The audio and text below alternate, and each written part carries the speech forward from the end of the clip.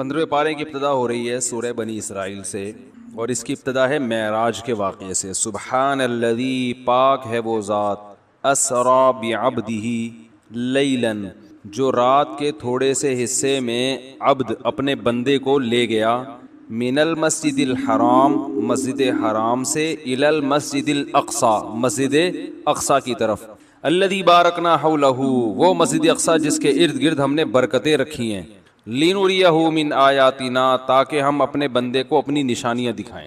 اس سے صاف پتہ چلتا ہے کہ یہ واقعہ خواب میں نہیں ہوا۔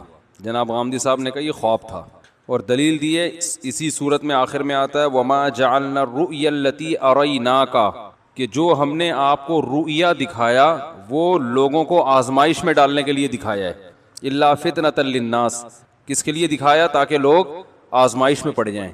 تو محترم نے کہا کہ رؤیا عربی میں خواب کو کہتے ہیں، سمجھ رہے ہیں؟ تو اس کا جواب یہ ہے رؤیا نکلا ہے رؤیت سے، رؤیت کہتے ہیں دیکھنے کو، جیسے ہوتا ہے نا رؤیت ہلال، چاند دیکھنا ہوتا ہے نا، رؤیت ہلال کمیٹی کا آج اعلان ہوا ہے، آج تو نہیں ہوا، وعلیکم السلام۔ تو رؤیا کہتے ہیں منظر، وہ چیز جو دیکھی جائے، جس کو انگلش میں سین کہتے ہیں۔ اب اس کا اطلاق خواب پہ بھی ہوتا ہے، اور ویسے بھی کوئی سین ہو اس کو بھی رؤیا کہا جاتا ہے۔ تو خواب میں جو نظر آتا ہے وہ بھی سین ہوتا ہے نا، تو اس لیے بعض حدیثوں میں رؤیا کو خواب، یعنی خواب پر رؤیا کا اطلاق کیا گیا ہے۔ تو محترم نے وہاں سے یہ لفظ لے کے ادھر منطبق کر دیا، سمجھ رہے ہیں؟ تو یہ گڑبڑ ہوئی ہے۔ باقی یہ کہ رؤیا منظر کو کہتے ہیں، اس کی میں نے آپ کو لغوی تحقیق بتا دی، رؤیت سے نکلا دیکھنے کو، تو ہر مرئی چیز، وہ چیز جس کو دیکھا جائے، منظر، سین، یعنی کوئی بھی منفرد سی چیز جس کو آپ دیکھیں نا، اس کو رؤیا کہتے ہیں عربی میں۔ تو اس کی دلیل کے جو قرآن مجید میں جو رؤیا کا لفظ یہاں استعمال ہوا ہے، اس سے مراد خواب نہیں ہے۔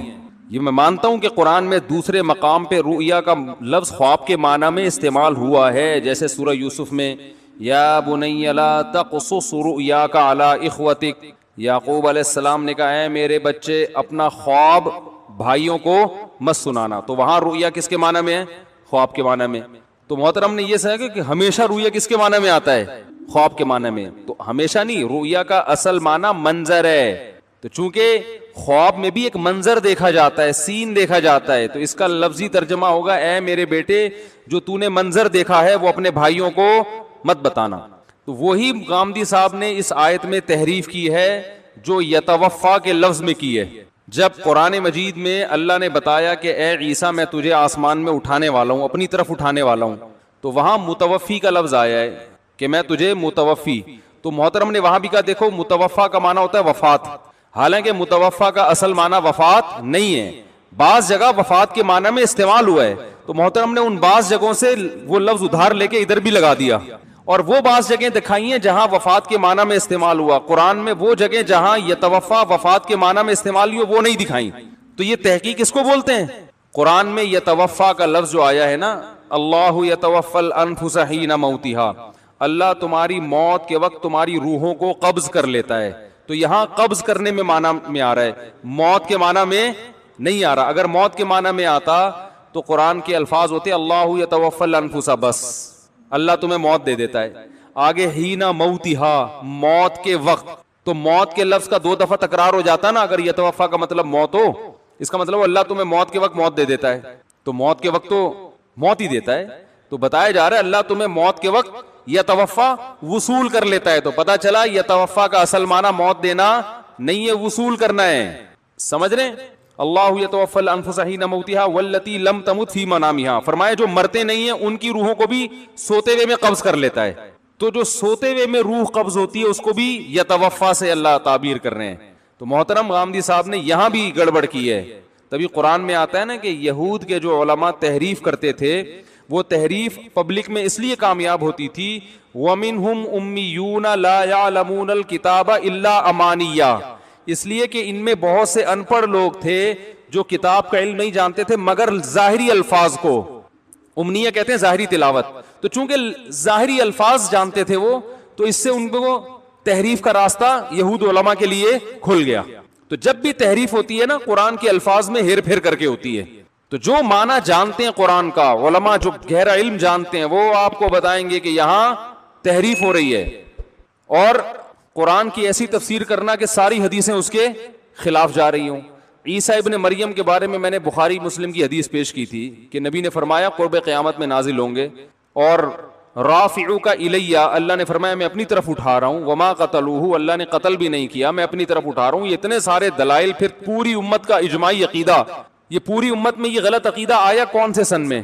اگر یہ غلط عقیدہ ہے تو کس سن میں امت نے یہ جو ہے نا یہ عقیدہ قبول کیا ہے؟ تو اس لیے لفاظ یہ. تو یہاں معراج میں بھی غامدی صاحب نے یہ کیا, رؤیا کے لفظ میں سے مغالطہ دیا ہے کہ رؤیا عربی میں خواب کے معنی میں آتا ہے.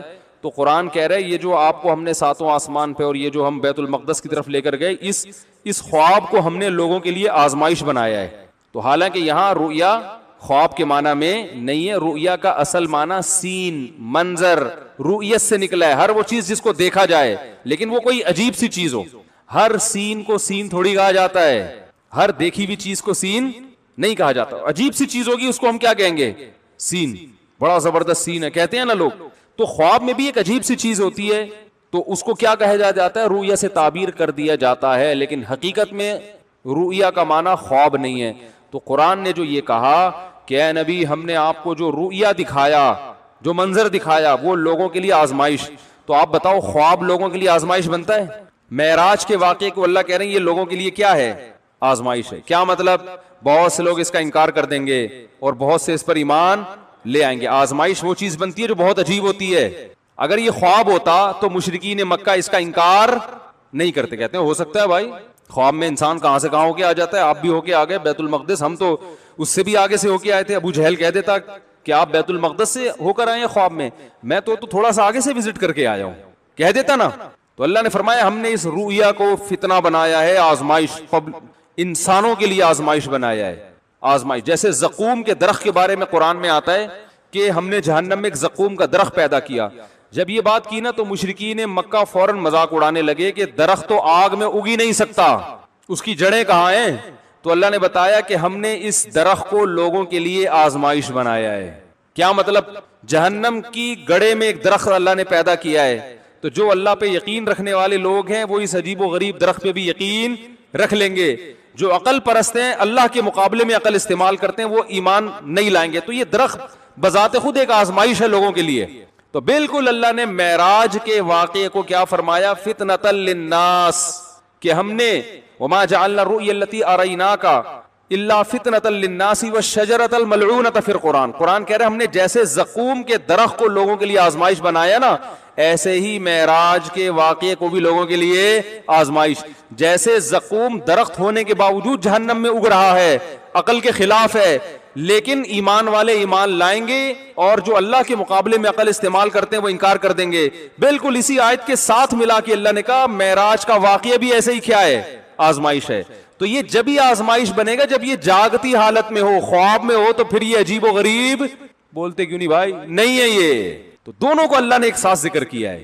تو اس آیتوں میں ہی یہ ذکر ہے, آیتوں میں ہی واضح اشارہ ہے کہ یہ خواب نہیں تھا. اور پھر پہلی آیت جو شروع ہو رہی ہے, سبحان الذی, پاک ہے وہ ذات, اللہ اپنے آپ کو ہر عیب سے پاک کر رہا ہے.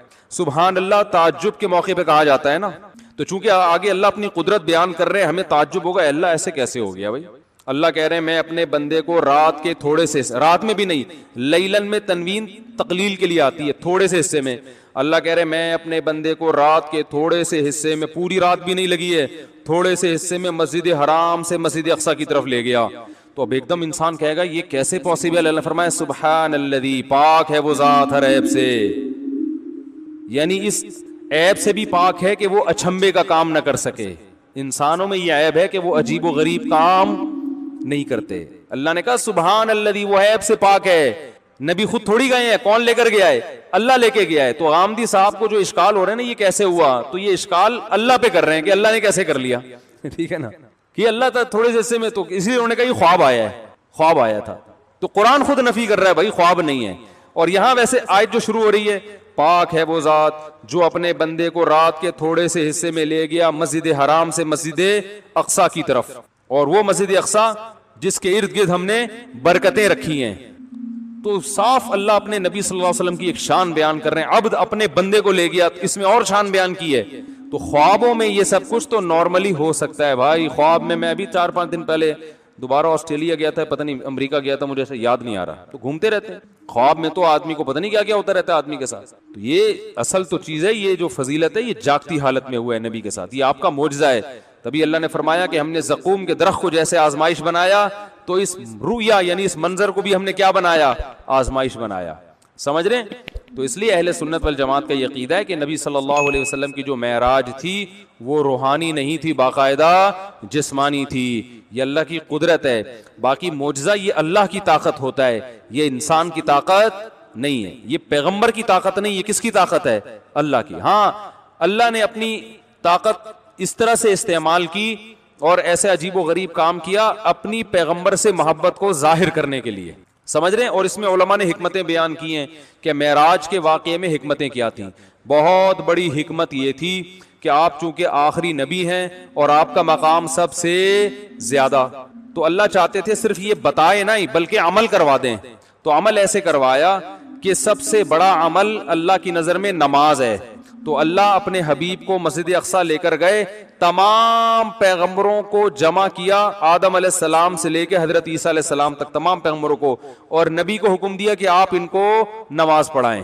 تو تمام پیغمبروں نے ہمارے نبی کی اقتداء میں نماز پڑھی ہے. تو اللہ نے پریکٹیکلی آپ کی فضیلت کو سب پہ, پتہ نہیں کیا ہو گیا آپ لوگوں کو یار, ثابت کر دیا نا, عمل کرا دیا کہ امام کون ہے, آپ کلیم اللہ ہیں. اے موسیٰ آپ سے اللہ ہم کلام ہوتا تھا, وقربناہ نجیہ آپ سے اللہ سرگوشیاں کیا کرتا تھا کوہ طور پہ بلا کے, اور جو ہے آپ کو اللہ نے جو ہے بڑے بڑے معجزات دیے, اور جادوگروں سے مقابلے میں اللہ نے آپ کو جتوایا, اور آپ کے بھائی ہارون کے ذریعے آپ کی مدد کی, اور فرعون جیسے طاقتور کو الٹ دیا.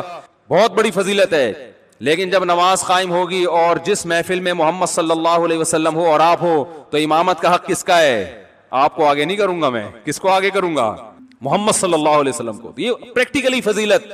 عیسیٰ علیہ السلام کو اللہ نے معجزے دیے, مردوں کو زندہ کر رہے ہیں, نابینا کی آنکھوں پہ ہاتھ لگا رہے ہیں بینائی لوٹ رہی ہے, کوڑ کے مریض کو پھونک مار رہے ہیں ٹھیک ہو رہا ہے, صحیح ہے نا, پرندہ بنا رہے ہیں پھونک مار رہے ہیں, وہ جو ہے نا بے جان مٹی کا بنا ہوا پرندہ اڑ کے حرکت کر رہا ہے, اور قرب قیامت میں نازل ہو رہے ہیں, ٹھیک ہے نا, سارے معجزے اپنی جگہ.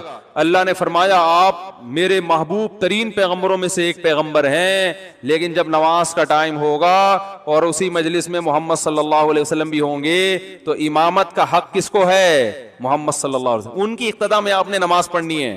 نہیں آ رہی بات.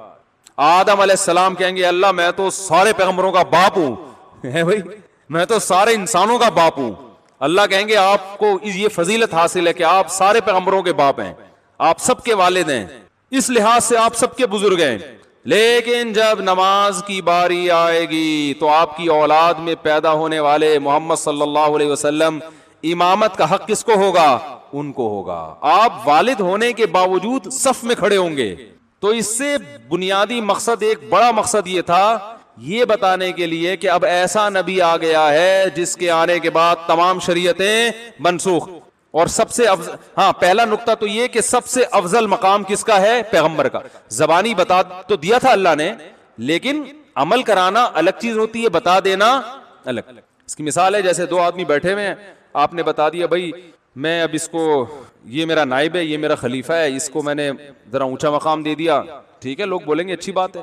لیکن ایک طریقہ یہ کہ آپ اپنی سیٹ سے اٹھتے ہیں اور جا رہے ہیں, اور آپ کہہ رہے ہیں میری سیٹ پہ کون بیٹھے گا, اس کو بٹھا دیا آپ نے, اب بیٹھ جاؤ بھائی, سنبھال لو اپنا, جو تمہارا مقام اور مرتبہ ہے اس کو اب ہینڈ اوور کر دیا آپ نے اس کے. تو یہ پریکٹیکلی جب کوئی چیز کرائی جاتی ہے نا, تو وہ اس فضیلت پہ اسٹیمپ لگ جاتی ہے, مہر لگ جاتی ہے. ایک حکمت یہ. دوسری حکمت یہ, ہر پیغمبر کو اللہ نے نماز کا ایک الگ طریقہ دیا ہے. آج بھی یہودی نماز پڑھتے ہیں الگ طریقے سے. تو نبی صلی اللہ علیہ وسلم کو جب نماز کے لیے کھڑا کیا گیا اور نماز کا ٹائم آیا, تو جیسے امام نماز پڑھتا ہے مقتدی ویسے ہی پڑھتے ہیں کہ نہیں پڑھتے, کیا خیال ہے بھائی؟ تو تمام پیغمبروں کو کہا گیا کہ اب اخپل طریقے سے نماز بولو بھائی نہیں ہوگی. جو آپ کا سب کا اخپل طریقہ تھا اب وہ منسوخ. اب آپ نماز پڑھیں گے تو جیسے امام پڑھ رہا ہے, یعنی اس میں اشارہ ہے نماز کے ذریعے کہ آپ کی شریعتیں اب منسوخ, اب آپ کی نماز منسوخ ہو گئی. باقی تو حکام تو نماز سے چھوٹے ہیں. تبھی نبی نے فرمایا لو کان موسیٰ حیا لما وسعہ الا اتباعی, اگر موسیٰ کلیم اللہ بھی آج زندہ ہوں تو میری اتباع کیے بغیر, میری شریعت پہ چلے بغیر ان کی نجات بھی نہیں ہو سکتے. تو نماز پڑھانے کا یہ مقصد بھی تھا. علماء نے یہاں ٹیکنیکل پوائنٹ کی بات کی ہے, اختلافی مسئلہ ہے لیکن ایسے دلچسپ ہے. علماء نے کہا دیکھو سورہ فاتحہ تو صرف محمد صلی اللہ علیہ وسلم پہ نازل ہوئی ہے. قرآن میں آتا ہے وَلَقَدْ آتَيْنَاكَ سَبْعًا مِنَ الْمَثَانِي, ہم نے آپ کو فاتحہ دی ہے. اور حدیث میں آتا ہے اللہ نے, حدیث کا مفہوم ہے کہ اللہ نے مجھے ایک ایسی سورت دی جو پہلے کسی امت کو نہیں دی, اس میں سورہ فاتحہ بھی ہے جو کسی پیغمبر پہ نازل نہیں ہوئی. تو جب باقی پیغمبروں پہ نازل نہیں ہوئی تو نبی نے جب فاتحہ پڑھی ہوگی تو انہوں نے پڑھی ہوگی پیچھے ہے بھائی, وہ تو خاموشی سے سنی ہوگی نا, تو ان کی نماز ہوئی کہ نہیں ہوئی؟ بولو بھائی. اس کا مطلب ہے کہ امام کے پیچھے خاموشی سے بھی نماز ہو جاتی ہے. یہ ایسی ٹیکنیکل پوائنٹ ہے, اصل دلائل یہ نہیں ہے. لوگ اس کو کلپ بنا دیں کہ مصعب نے فاتحہ پہ دلیل دی ہے, یہ ویسی ایک ٹیکنیکل علمی نقطوں کی باتیں ہوتی ہے, پوائنٹ کی باتیں ہوتی ہیں. ورنہ قرات خلف الامام کے دلائل وہ ہیں جو میں نے پہلے دیے تھے, 2 دن پہلے بیان نہیں دیے. لیکن ایک ٹیکنیکل پوائنٹ ہے کہ بھائی نبی صلی اللہ علیہ وسلم نے فاتحہ پڑھی, باقی تو سب خاموش کھڑے, ان کو تو فاتحہ تھوڑی آتی تھی, تو وہ خاموش تھے. اس کا مطلب صحیح حدیث میں آتا ہے من کان لہ امام فقراءۃ الامام لہ قراءۃ. ناصر البانی رحمہ اللہ نے اس حدیث کو صحیح قرار دیا ہے کہ جس شخص کا کوئی امام ہو تو امام کی قراءت مقتدی کے لیے کافی ہے. یہ حدیث. دوسری طرف بھی حدیثیں ہیں, دونوں دلائل کا تجزیہ میں کسی اور بیان میں کر چکا ہوں. لوگوں کے ایک دم نا وہ آنا شروع ہو جاتے ہیں, یہ والی بھی تو ہے, یہ والی بھی تو ہے, نیچے کمنٹس میں آنا شروع ہو جائیں گے. تو میں پورا بتا رہا ہوں, وہ اس پر میں تفصیلی بیان ریکارڈ کرا چکا ہوں, وہ دیکھ لیں. اس میں آپ کی والی کی بھی ہم نے بحث کی ہے. اچھا بھائی, تو معراج جسمانی حالت میں ہوئی ہے, تو یہ دوسری حکمت اور مصلحت تھی. سمجھتا ہی کہ نہیں سمجھتا ہے بات. اور تیسری حکمت تھی اپنا قرب, کہ اللہ تعالیٰ نے 7ویں آسمان سے بھی اوپر آپ صلی اللہ علیہ وسلم کو لے کر گئے, اور پھر اللہ کی زیارت ہوئی نہیں ہوئی اس بارے میں دونوں روایتیں ہیں. دونوں علماء بڑے بڑے ہیں, جو میرے رجحان ہے دونوں طرف کے دلائل کو سامنے رکھ کر, زیارت ثابت نہیں ہے براہ راست. دونوں طرف کے دلائل ہیں, اس میں کوئی ایمان اور کفر کا مسئلہ نہیں ہے. تو اس میں نہ کوئی گستاخی کا مسئلہ ہے کہ اگر کوئی یہ کہتا ہے اللہ ہمارے نبی نے اللہ کی زیارت کی یا نہیں کی, تو زیارت کرنا کسی صحیح حدیث سے ثابت نہیں ہے. تو اگر کوئی یہ کہتا ہے تو یہ گستاخ رسول کا فتویٰ اس پہ نہیں لگانا چاہیے, اور نہ کچھ اور فتویٰ لگانا چاہیے. اگر آپ کی رائے ہے کہ کی ہے تو ٹھیک ہے, باقی یہ اگر میں اس پہ ابھی دلائل پہ بات کرنے آ گیا تو ہمارا موضوع بالکل ہی رہ جائے گا. تو بہرحال دونوں رائے ہیں. پھر وہاں موسیٰ علیہ السلام سے ملاقات ہوئی, پیغمبروں سے آپ کی ملاقات کروائی گئی, ٹھیک ہے نا, کیونکہ تمام پیغمبر ایک ہی راستے پہ چلتے ہیں. تو اللہ تعالیٰ نے پیغمبروں سے ملاقات کروائی نبی صلی اللہ علیہ وسلم کی, کیونکہ پیغمبر سب بھائی ہیں, کہ ان کا رشتہ ہے نبوت کا, تو اللہ چاہتے تھے اس دنیا میں بھی آپ کی سب سے ملاقات ہو جائے, ٹھیک ہے نا. اور پھر جو ہے ساتوں آسمانوں کی سیر کرائی گئی آپ کو, اس میں جنت دکھائی گئی, آپ صلی اللہ علیہ وسلم کو جہنم دکھائی گئی. تو آپ نے فرمایا کہ میں نے جہنم سے زیادہ خطرناک منظر کوئی نہیں دیکھا اور جنت سے زیادہ خوبصورت منظر. اور آپ نے وہاں آگ دیکھی جس میں ننگے مرد اور ننگی عورتوں کو جلایا جا رہا تھا. کچھ چیزیں ایسی تھیں جو وہاں آپ کو دکھائی گئیں, لیکن فیوچر کی چیزیں آپ صلی اللہ علیہ وسلم کو ماضی میں لا کے دکھائی گئی ہیں. یہ سب بعض لوگ کہتے ہیں دیکھو ابھی جہنم میں تو لوگ گئے نہیں ہیں تو آپ کو دکھا کیسے دیے گئے, تو اس سے بھی بعض لوگ مغالطہ کرتے ہیں کہ یہ خواب تھا. بھائی نبی صلی اللہ علیہ وسلم کو جاگتی حالت میں اللہ اوپر لے کر گئے ہیں, تو اللہ تعالیٰ نے کچھ چیزیں آپ پر منکشف کی ہیں. جیسے ویسے بھی انسان جاگتی حالت میں کچھ چیزیں منکشف ہو جاتی ہیں نا اللہ کی طرف سے, تو ایسے ہی اللہ نے کچھ مستقبل کی چیزیں آپ پر منکشف کی. تو لوگوں کو جلتے ہوئے دیکھا, آپ نے جبریل سے پوچھا یہ کون لوگ ہیں جو ننگے مرد اور ننگی عورتیں جل رہی ہیں؟ آپ نے فرمایا یہ آپ کی امت کے زنا کرنے والے. تو اللہ نے جو لڑکا جو لڑکی دونوں زنا کرنے والوں کو برہنہ آگ میں ڈالیں گے, اسی کے ساتھ جلائیں گے کہ تم نے دنیا میں حرام مزے تو اڑائے ہیں, اب آگ میں بھی اکٹھے جلو گے. اور اسی میں آتا ہے کہ آپ صلی اللہ علیہ وسلم نے دیکھا کہ کچھ لوگ صاف ستھرا گوشت رکھا ہوا ہے خوشبودار, وہ چھوڑ کے کیڑے پڑے ہوئے بدبودار گوشت کھا رہے ہیں. یہ سزا ہے. گوشت جب سڑ جاتا ہے کتنا گندا ہوتا ہے. تو آپ نے جبریل سے پوچھا یہ کون لوگ ہیں؟ تو جبریل علیہ السلام نے فرمایا یہ آپ کی امت کے وہ شادی شدہ لوگ ہیں جو حلال بیوی کو چھوڑ کر زنا کی طرف جاتے, حرام عورت کی طرف جاتے تھے. تو شادی شدہ آدمی کے لیے زنا کرنا تو بھائی اور بھی زیادہ برا ہے. سمجھ رہے ہیں کہ نہیں سمجھ رہے؟ تو یہ اللہ تعالیٰ نے اپنے بندوں کو, اپنے حبیب صلی اللہ علیہ وسلم کو نشانیاں دکھانی تھی. تو اللہ نے فرمایا کہ ہم پہلے مسجد اقصیٰ سے مسجد حرام کی طرف گئے, تو یہاں سے پھر حدیثوں میں آتا ہے کہ آپ کو براق پہ بٹھا کے آسمانوں تک لے جایا گیا, اور یہ رات کے تھوڑے سے حصے میں ہوا ہے. راتوں رات آپ مسجد اقصیٰ گئے ہیں, اور وہاں سے پھر 7ویں آسمان تک, اور پھر وہاں سے واپس مسجد اقصیٰ, اور پھر وہاں سے واپس مسجد حرام, اور یہ چند سیکنڈوں میں یہ کام ہوا ہے. تو جب آپ صلی اللہ علیہ وسلم نے یہ لوگوں کو بتایا کہ یہ میرے ساتھ ہوا ہے, تو ابو جہل کو موقع مل گیا مذاق اڑانے کا. وہ فوراً حضرت ابو بکر کے پاس گیا اور کہا کہ آپ کو پتا ہے کہ آپ کے دوست آپ کے ساتھی نے کیا دعویٰ کیا ہے؟ ابو جہل کا خیال یہ تھا کہ اب تو ابو بکر صدیق بھی انکار کر دیں گے. تو حضرت ابو بکر نے پوچھا کیا دعویٰ کیا؟ انہوں نے کہا یہ اس طرح سے کہہ رہے ہیں. انہوں نے کہا کیا واقعی محمد صلی اللہ علیہ وسلم نے یہ کہا ہے؟ انہوں نے کہا ہاں. کہا پھر یہ سچ ہے، ایسا ہوا ہوگا. اگر یہ خواب ہوتا تو ابو جہل اتنا اچھلتا ہوا کودتا ہوا جاتا ہے وہی. وہ تو یہی کہہ رہا تھا کہ اب تو ابو بکر انکار کر دیں گے کیونکہ جاگتی حالت میں ایسا پاسبل نہیں ہے. تو ناممکنات انسان کے لیے ناممکنات ہوتی ہیں، اللہ کے لیے ناممکن نہیں ہوتا. تو فضائل اعمال اور فضائل صدقات کی کرامتوں پر جو لوگ اعتراضات کرتے ہیں نا، وہ بھی اس لیے کرتے ہیں یہ کیسے ہو گیا. تو وہ کیسے اس لیے کہ وہ یہ سمجھ رہے ہوتے ہیں یہ بزرگ کا اپنا عمل ہے. وہ بھائی اپنا عمل نہیں ہے، یہ کس کی قدرت ہے؟ اللہ کی. کرامت ولی کی قدرت نہیں ہوتی، کرامت کس کی قدرت ہوتی ہے؟ اللہ کی طاقت. ہاں مستند ذریعے سے ثابت ہو تو مانیں گے، اور اگر اوتھینٹک ذریعہ نہیں ہے تو پھر اس کو رد کر دیں گے. کیونکہ لاجک کے خلاف جب وہی کوئی کام ہوتا ہے نا تو ہمارے پاس مضبوط دلیل ہوگی تو مانگیں گے نا کہ بھائی اللہ نے کیا. تو دلیل وہی لوگوں کے واقعات اس نے بول دیا فلاں نے لکھ دیا، پھر نہیں ہے. لیکن اگر مستند ذریعے سے ہے تو پھر ماننا پڑے گا اس کو. سمجھ رہے ہیں؟ ہم نے خود اپنی آنکھوں سے کرامتیں دیکھی ہیں. شہید کے خون کی خوشبو سونگھی ہے. کسی سائنسدان کو بتاؤ مانے گا؟ بھائی کسی سائنسدان کو بتاؤ، ڈاکٹر کو بتاؤ میڈیکل سائنس کے کہ بھائی کئی بندے مفتی صاحب کہہ رہے ہیں میں نے دیکھے کہ شہید ہوئے اور ان کے خون سے کیا آ رہی تھی؟ خوشبو. تو ڈاکٹر مانے گا اس بات؟ کیا یہ ممکن نہیں ہے؟ اور اگر کوئی انجینئر جیسا یا کوئی پروفیسر جیسا آدمی فوراً کلپ بنا دے اور میڈیکل سائنس کی رپورٹیں پیش کرنا شروع کر دے کہ یہ تو ممکن ہی نہیں ہے، خون میں تو بدبو ہوتی ہے اور قرآن میں تو خون کو ناپاک کہا ہے. قرآن میں خود آتا ہے کہ خون کیا ہے؟ ناپاک ہے. تو یہ سب چیزیں تو ناپاک ہیں. اور یہ جناب مفتی طارق مسعود صاحب دیکھو اپنے بزرگوں کی کرامتوں میں غلو سے کام لیتے ہیں اور کہتے ہیں ہم نے شہید کے خون کی خوشبو. او بھائی وہ ایک اصول اور ضابطہ ہے کہ خون ناپاک ہوتا ہے، بدبو ہوتی ہے، لیکن جب اللہ چاہتا ہے اپنی قدرت سے اسی خون میں خوشبو پیدا کر سکتا ہے. تو آپ مفتی طارق مسعود کا انکار نہیں کر رہے، آپ خدا کی قدرت کا انکار کر رہے ہو. نہیں یاری بات. مفتی عتیق الرحمان شہید رحمۃ اللہ علیہ کا نام سنا ہے؟ نہیں سنا؟ ان کا بیٹا میرا شاگرد ہے، بہت کئی سال پڑھا ہے. جب وہ شہید ہوئے نا گولیاں مار کے ادھر درس قرآن دیتے تھے بڑا زبردست. ان کے ہاں تو ملتے نہیں نا اس قسم کے شہید وحید اور خون و خوشبو کرامتیں ہوتی نہیں ہیں، اور بزرگ ہی نہیں ہے ان کے ہاں کوئی.